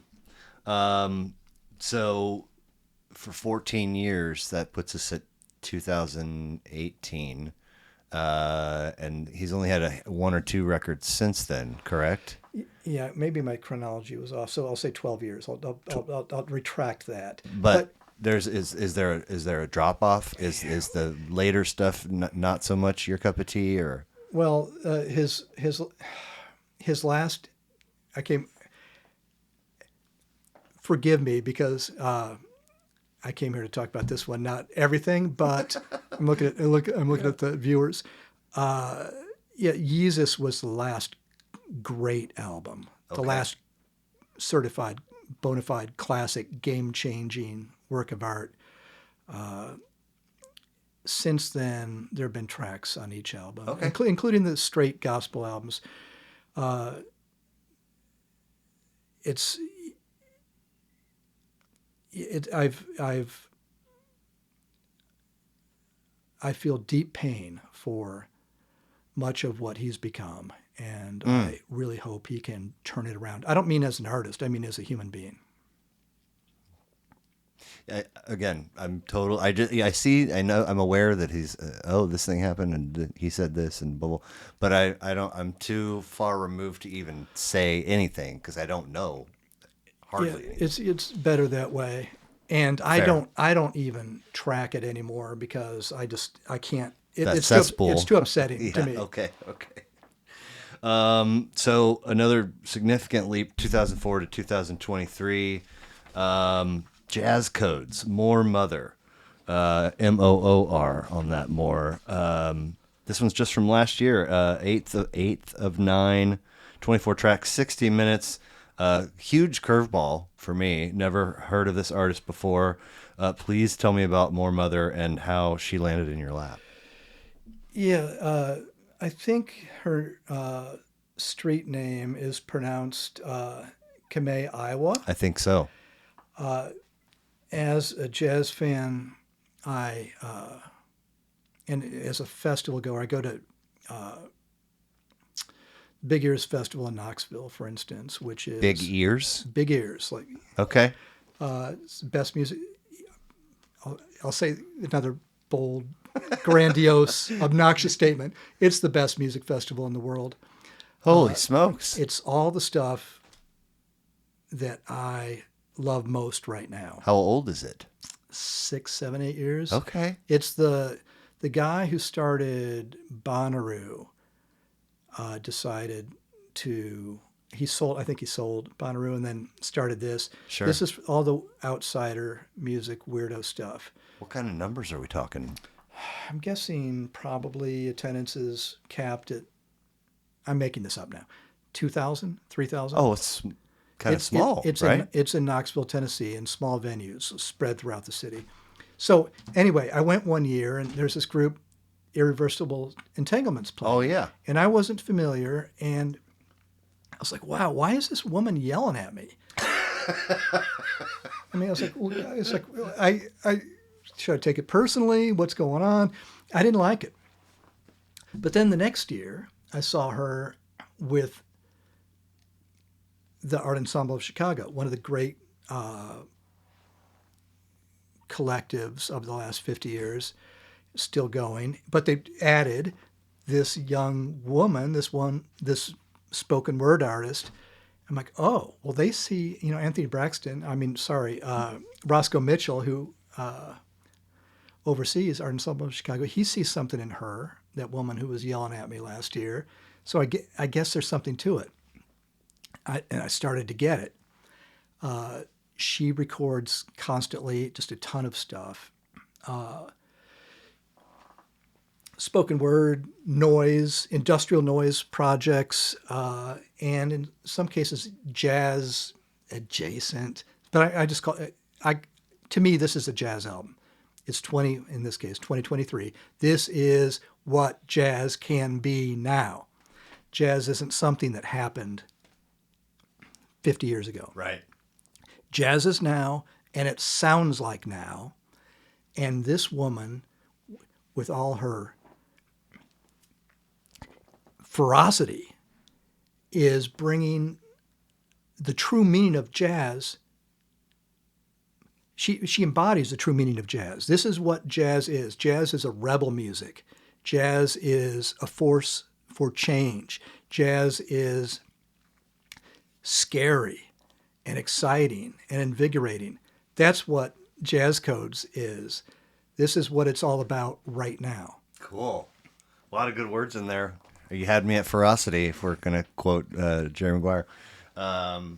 Yeah, it was a couple times kind of like not quite to the level of yelling at me, but like, Jesus, man. Like, wait, everybody good? Okay, all right, back in, which is cool. Like, I don't have that in my circle of my go-tos, and I really love that you see those two things and go, oh, if person X and person Y both see something, I got to get in there and see what it's about. I love that.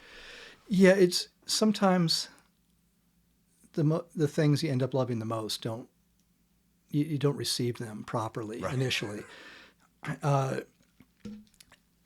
Most of her albums are concept albums. Her 2024 album, at least one of them, because she's everywhere. Her latest full length is about colonialism, Oh boy. and she kind of centers on. It's like I'd have to do more research, but I get the impression she visited the British Museum in London and is wondering why all these objects from around the world are in London rather than Their place of origin. their place of origin. It's the British. That's why. And she's seething on that. But that's the new album. This album, most of the tracks are about jazz and jazz history. And there's a track about Mary Lou Williams, a pianist who spent her formative years in Kansas City. There's a track about Woody Shaw, the trumpeter who had an untimely death. Some of the great jazz artists of our time are on the album, like Nicole Mitchell and Jason Moran. This is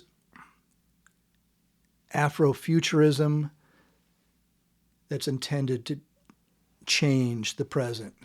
I'm all about this. Cool. I was 1,000% in, when the Horde Fest, Horizons of Rock Developing, I remember. when it crops up, I'm like, this is where I was meant to be. And Medeski was Horde adjacent or featured on anyway, Notes from the Underground, traditional but Boundless, Friday Afternoon in the Universe, whoa. And then It's a Jungle in Here is one of the most incredible records ever recorded from my perspective. Shackman was after it. I loved that. And then Combustication featuring DJ Logic.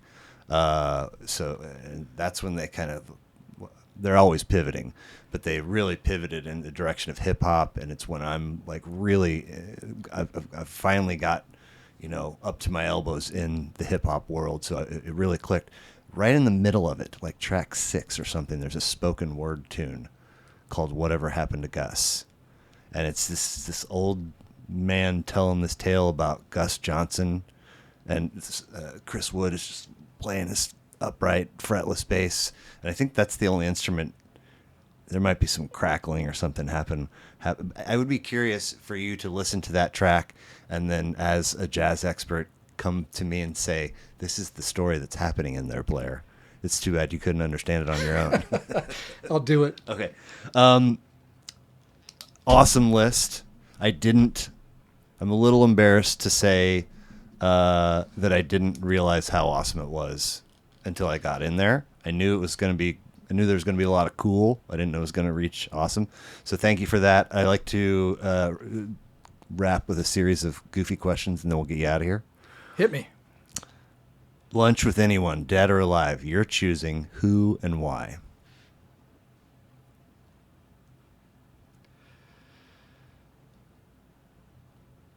I will stick with the theme here. I would like to have lunch with Kanye West. Oh, my. Only to convince him he needs to spend a full month with me in my house across the state line in Kansas with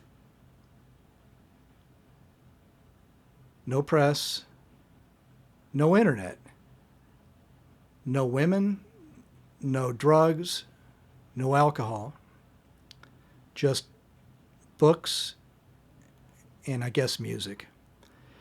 And at the risk of sounding like a hideous white savior, I'd like a chance to disabuse him of some of the notions that he seems to have embraced and get him back to what he can be and should be. I cannot tell you how excited I am for Kanye to hear this episode, and consider that. It's a genuine invitation. Okay. True or false? It is okay and acceptable to wear the T-shirt of the band whose show you're going to. Oh, I don't care about that, Blair. But there is something I do care about. Okay. I wish people would not talk over the live music that's being performed. That's my pet peeve. Okay. I care strongly about that. Fair enough. I truly don't care what anyone is or isn't wearing. They can be naked as far as I'm concerned. I don't care. Just don't talk. 1996 Jazz Fest. I'm there because Fish is part of the bill. We go Sunday night to Tipitina's for Dave Grisman Quintet, and people are just filing in thick numbers. It's hot in there, shoulder to shoulder. So I'm talking to my buddies, and they go, he's a shusher, right? And I was like, I'm sorry, what was that word? He's a shusher. If people are talking, he will. And I was like, get the fuck out of here. Like halfway through track 2. Shh. I was like, oh my God, he fucking means it. Yeah, two things. One, David Grisman's album Acoustic Dog, our record label Acoustic Dog, is one of the labels I distributed. Second point, I don't think I've ever been as hot in my life as I have been in Tipitina's in New Orleans. I have a crazy story to that end, but for another time. You're given the ability to visit your past self at any age. What age are you choosing, and what are you saying? I hate the question, and I'm not going to answer it, but I'll tell you what my biggest regret is, which is kind of the same thing. Back when I was working for Rounder, this is 90, after my big success at Walmart, they said, we want you to move to Cambridge and be our national sales manager. They made me an offer. My wife and I flew out, and for some reason we had it in our heads we had to have a house. We had a house here that I just paid off. And I'm like, okay, so we have to have a house. We had little babies, We're gonna have a house.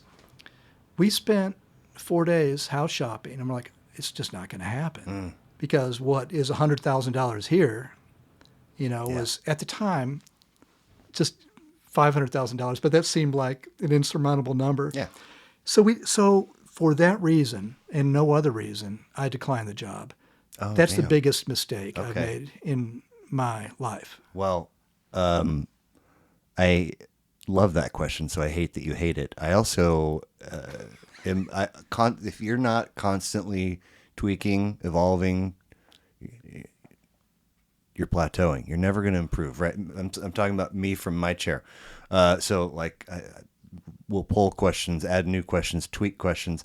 I have a couple or three times immediately gotten the sense that folks hear that as like, tell me about a regret. Sometimes they don't. They go, I just needed somebody to say, hey, you're doing fine, or good job, or it'll all be okay.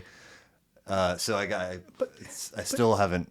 But see, it's not that for me. It's just that life doesn't, obviously, everyone knows, life doesn't work like that. Yeah, no, I know. Rogan again. You're aware that at one time he hosted a show called Fear Factor, right? I'm aware of the show Fear Factor. I know what that is. Do you know what happened on that show? It's like a cooties kind of thing, right? What is the absolute worst Fear Factor challenge for Bill Brownlee? Oh, I'm so glad you asked this. I love this question. Okay, all right. Batting 500. It's my idea of hell is hearing musicians perform the song Kansas City on loop. Oh, no. When I'm in a club or a concert, whatever, in Kansas City, and the band starts playing Kansas City, I get up and leave. I just can't. I've heard it too many times. It's never good. No, I can't do it. Hopefully it's a club that has an in or out, or I can just go to the smoking area. But no, I just can't handle it. No, never. Hell. Please complete this for me, if you would. The world would immediately become a better place in which to live, if only. I'll stay on brand.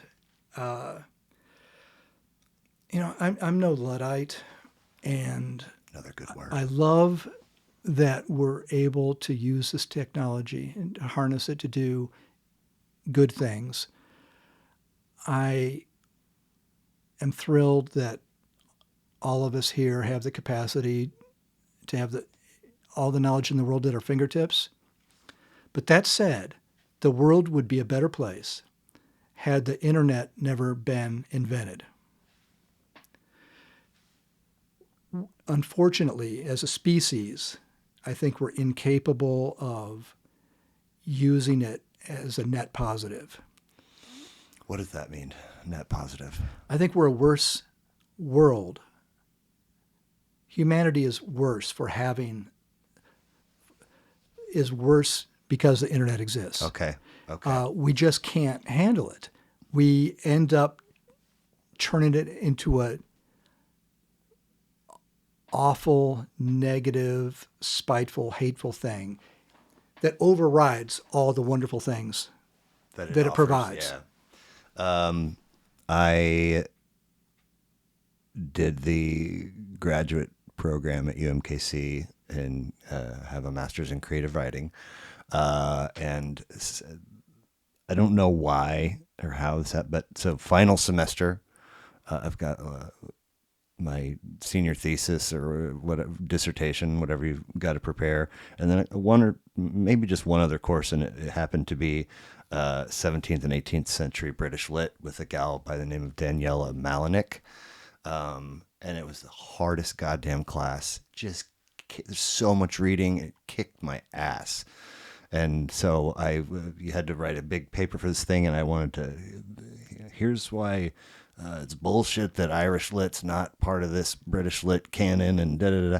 And so I remember her syllabus said, and no, Wikipedia doesn't count. And I was like, what? What's the deal there? And she's like, I mean, you can go on Wikipedia and you can edit stuff. And I was like, what? So anyway, I eventually compile my bibliography, and I bring a draft of it to her, and I'm like, is this, look okay? She's like, yes, because it means you actually went to the library. Because I had been in the stacks, they were flipping off lights, at 11 o'clock, and oh god damn, I had to come back. And I was just like, and I think about that all the time, what it was like as a kid. Got to go to the library for this school assignment, for this project, for this book report, whatever the case may be. And it wasn't always easy, but maybe you fumble through on your own. Maybe you have a peer. Maybe the librarian helps you out. Maybe your subject is so weird you got to go to microfiche and film, and such a good thing I'm thankful, right? But now, good old Google. Not I don't pretend that we can go back, Right. But yeah, it's just different. Everything's different now. Yeah. I mean, just a little bit. Things didn't used to be like this. There stands theglass.com. Bill Brownlee on Facebook, Instagram, Twitter, stuff over at kbia.org. What am I missing that we did not cover? What am I missing? And is there anything we didn't cover that you had hoped we would? No, this is a lot. I've said more than I intended to say. Okay. But I don't mind that I did it. Okay. So don't worry about anything editing wise. Cool. No, thank you for having me. Yeah, of course. This is a privilege. I really appreciate it. Thanks, Bill.